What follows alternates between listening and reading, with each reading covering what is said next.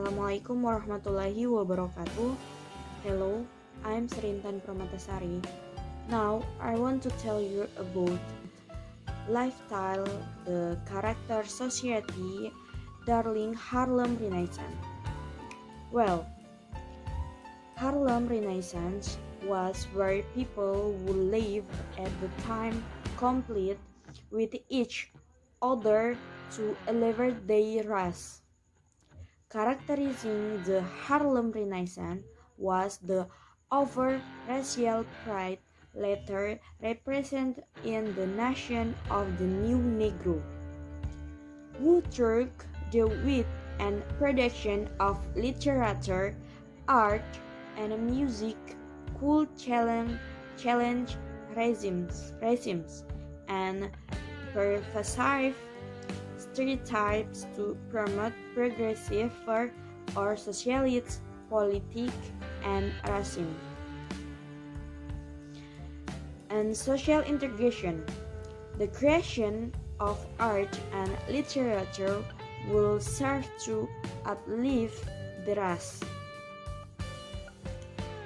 There will be no unfight from the specifically characterized the art immigrant from the Harlem Renaissance.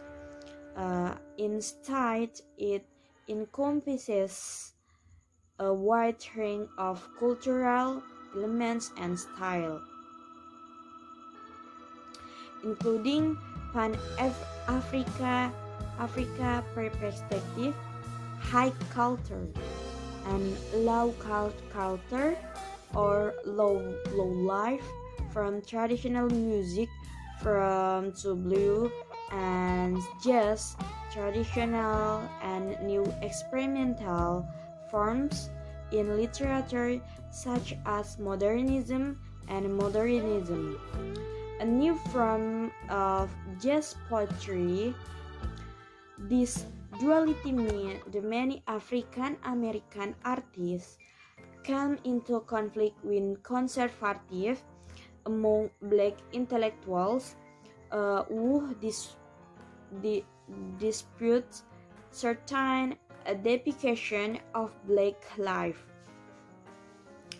Some of the common themes represented during the Harlem Renaissance were the influence of the experience of slavery and emerging African folk tradition on black identity, the effect of international racism, the dilemmas inherent of permanence and rating for elite white audience, and the question of how the conflict experience modern black life in urban North. The Harlem Renaissance was one of African-American elements in reliance on a black customer support system, black business and publication. However, it was also dependent on the patronage of white Americans, such as Karl van Vechten and Caroline Osgood Mason, who provide various forms of assistance, opening doors that might remain closed for publication of work outside of the Black American community. This support often takes the form of patronage or publicity. Karl van Vechten is one of the most famous with white Americans involved with the Harlem Renaissance. He allowed aid to the Black American community because he wanted racial equality. Okay, I think that's enough for me. Thank you. Okay, thank you. So now we're going to talk about Harlem culture. So, the Great Migration during World War I saw the movement of 6 billion blacks out of the South and into northern cities. From the region in the South tended to end up in places like Chicago. From here, formed communities in Detroit and for the most part ended up in places like Harlem.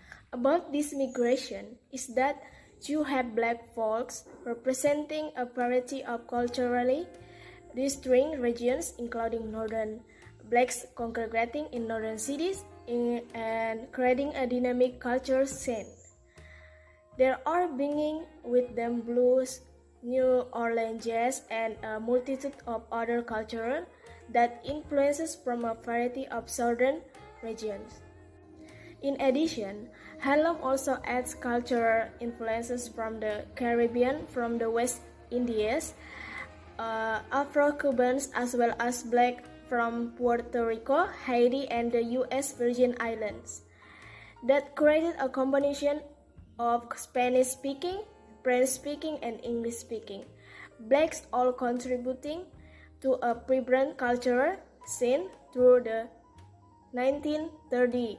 From a diverse array of black folks having brought these various cultural influences into one place, came an explosion of creative arts in the 1920s and 30s, now known as the Harlem Renaissance. With it was birthed the concept of the new Negro, as blacks began streaming into northern city, resulting in a proliferation of jazz, poetry, visual art. White folks began to take notice. Literally, sometimes in the most repressive times, they create the most extraordinary art. Amidst the peril of the Great Migration, both exciting forms of black music evolved along with venues to listen and dance. To this music, blues and jazz clubs become a central part of life in Harlem, where artists such as Louis Armstrong and Duke Ellington Basie and Amy Smith rose to prominence. The arts of the time featured bold colors and tribal prints. The artists put effort into painting the African American culture in a positive light, especially by including educate blacks dancing and music. Jazz was a very influential music style during this time. It included a lot of improvisation from the artists, making every performance different. There were also more instrumental solos in the music to highlight the band's jazz. Performances were usually held in the Finney called the Cotton Clubs, which was a nightclub where blacks could perform for whites. Say the biggest influence in regards to being creative in their art form. They particularly talking about jazz around that time when the Harlem Renaissance have folks pretty much passing their time by playing instruments. Okay, that's all from me. The next material will be continued by my friend. Thank you. So let's move on to the next material. So the next is the genres in Harlem Renaissance period. So the genres in Harlem Renaissance period divided into four. The first is literary, includes poem, novel, and short story. And the next is visual art. The pioneers are Langston Hughes, Zora Hurston, Duke Ellington, and Ma Rainey. And the father of African American art is Aaron Douglas. The next is theatrical. The shows performed in popular places such as Savoy Ballroom and the famous Apollo Theater. And the important works is Shuffle Along in 1921. And the last is musical. Includes jazz and some poems were influenced by blues. The next is literary characteristics in Harlem Renaissance. Actually, there will be no uniting form specifically characterizing the art and the literature that emerged from the Harlem Renaissance period. Rather, it encompassed a wide variety of cultural elements and styles, including a Pan-African perspective, high culture and low culture, from the traditional form of music to the blues and jazz, traditional and new experimental forms in literature, such as modernism and the new form of jazz poetry. Some common themes represented during the Harlem Renaissance period are racism, legacy, rage, oppression, alienation, hope and pride through the creation of novels, essays, plays, and poetry. Through all these themes, Harlem Renaissance writers were determined to express the African American experience in all its variety and complexity as realistically as possible. And in its 20-year span, Harlem Renaissance writers created an authentic voice for African Americans that showed their humanity and desire for equality in the United States society. Assalamualaikum warahmatullahi wabarakatuh. My name is Anissa and today I will continue my friend's presentation about Harlem Renaissance.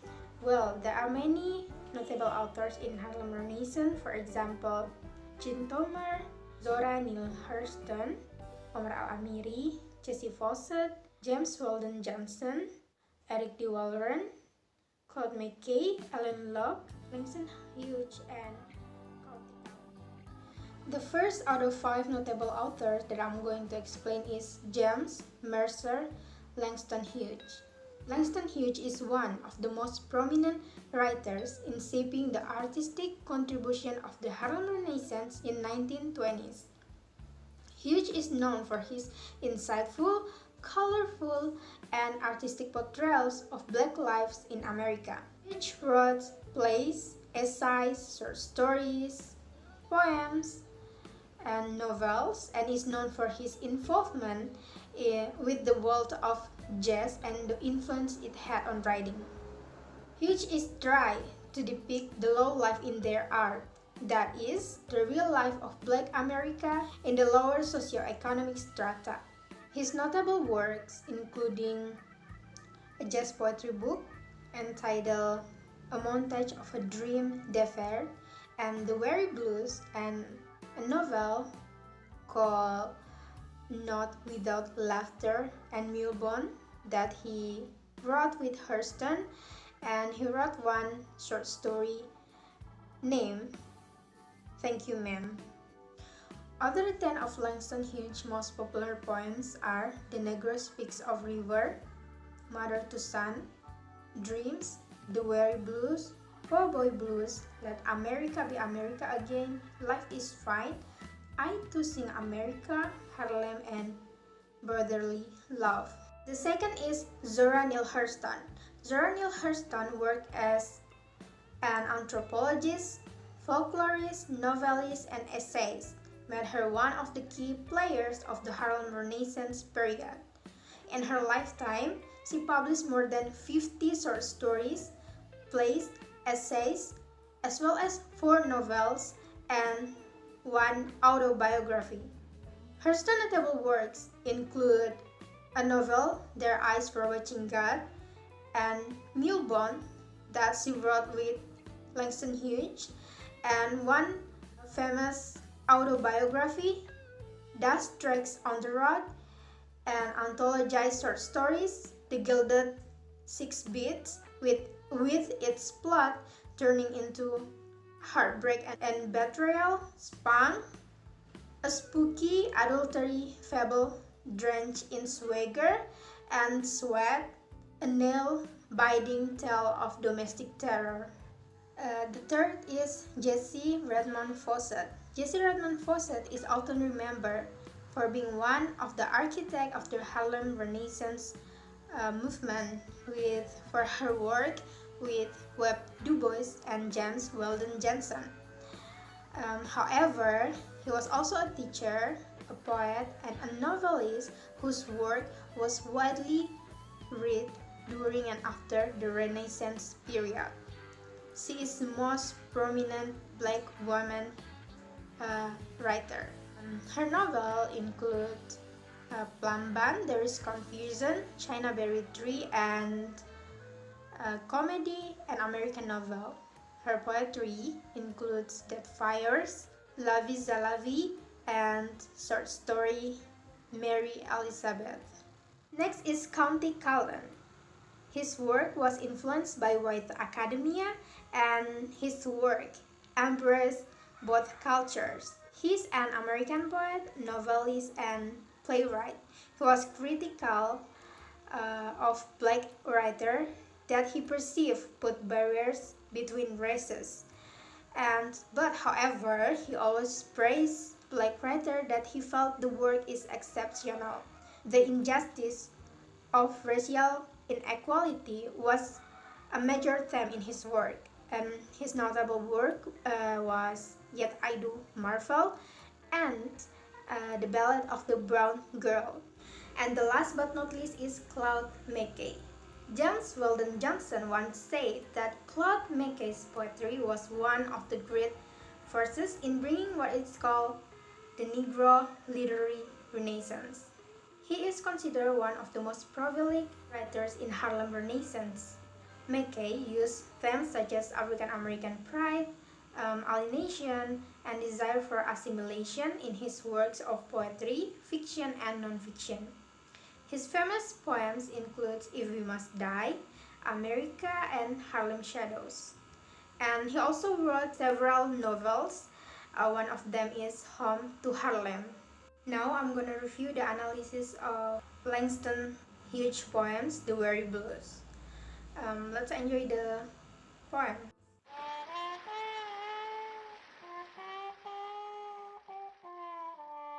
Droning a drowsy, syncopated tune,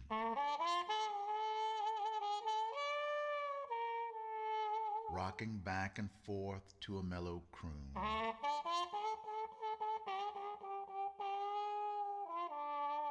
I heard a Negro play.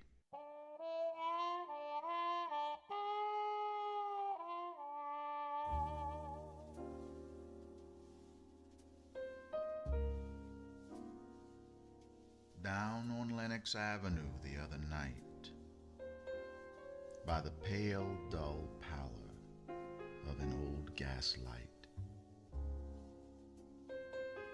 he did a lazy sway. He did a lazy sway to the tune of those weary blues.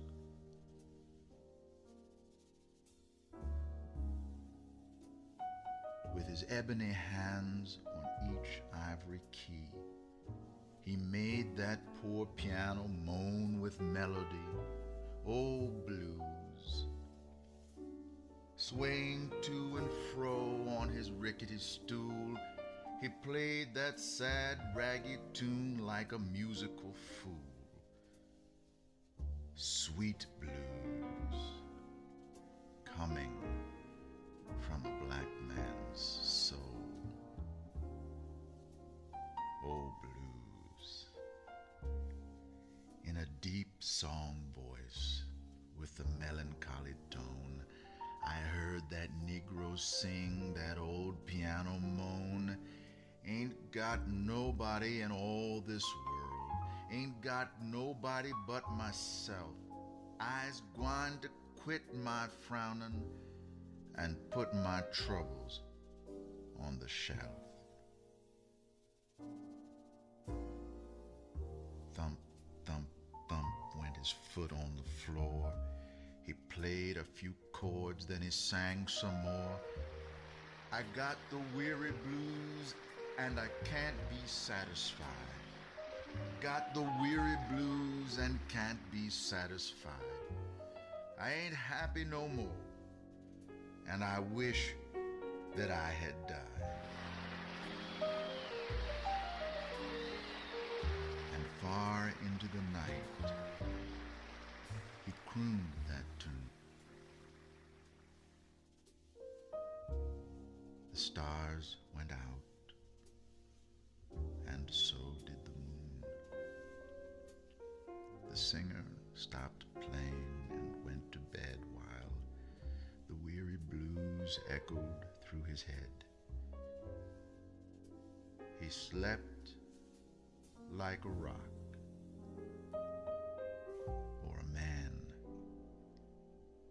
that's dead.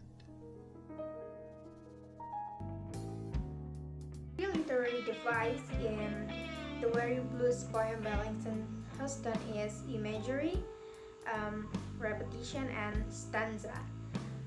Imagery is used to make the reader perceive image through five senses.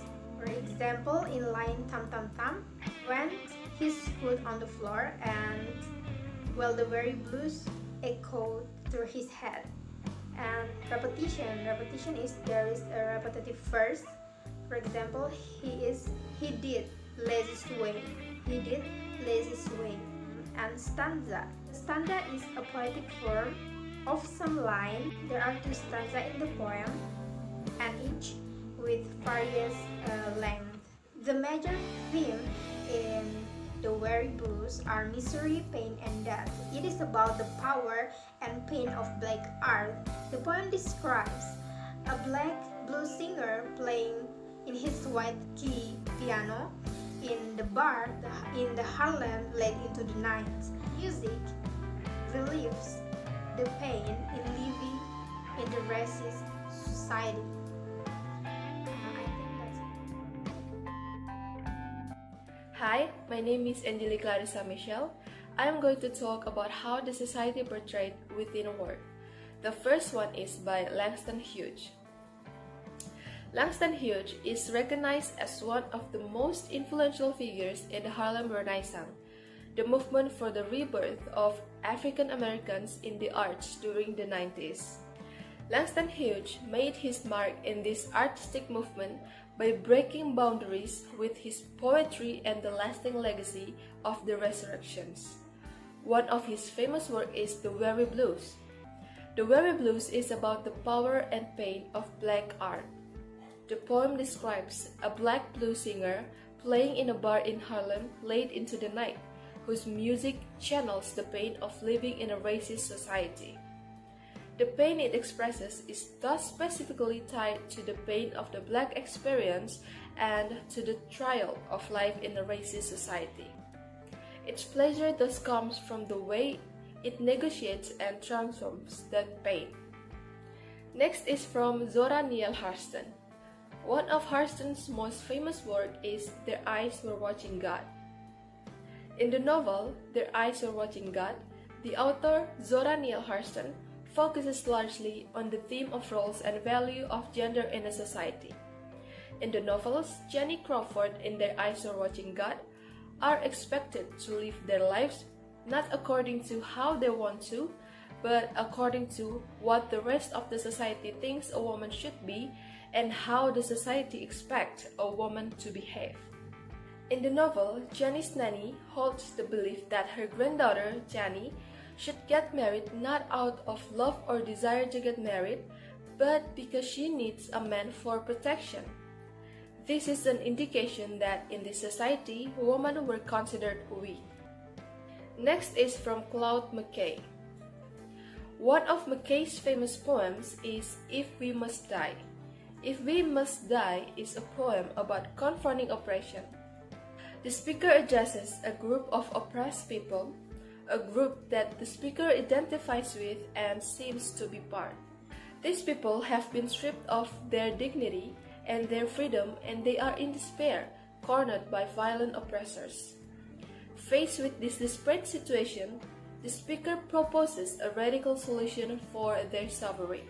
The poem argues that violent, even suicidal acts of resistance are the only viable option for this oppressed group, the only way they can reclaim their dignity and freedom. Essentially, If We Must Die offers two options to the oppressed group of people it addresses. They can either die like hogs or like men. Well, of the three works, black people are described as people who experience racism, oppression, do not think about freedom, and women are looked down upon. Because of that, the black community fought back so they could reclaim their dignity and freedom. Well, I think that's all I can say. Thank you very much for your attention.